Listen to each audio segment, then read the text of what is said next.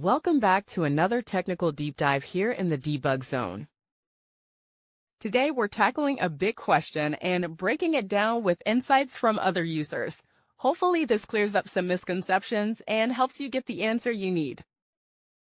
So buckle up, stay a little curious, and let's jump right in.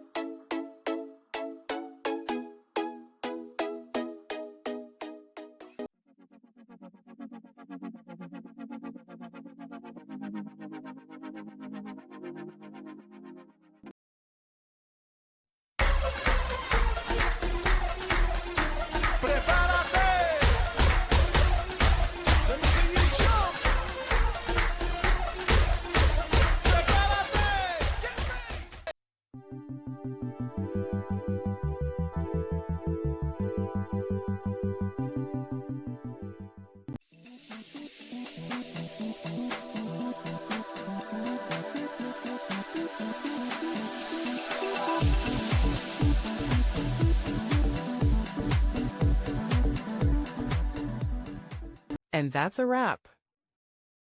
I hope you found the answer you were looking for. If you did, take a second to hit that subscribe button. It really helps out. And let me know in the comments which solution worked best for you. See you next time in the debug zone.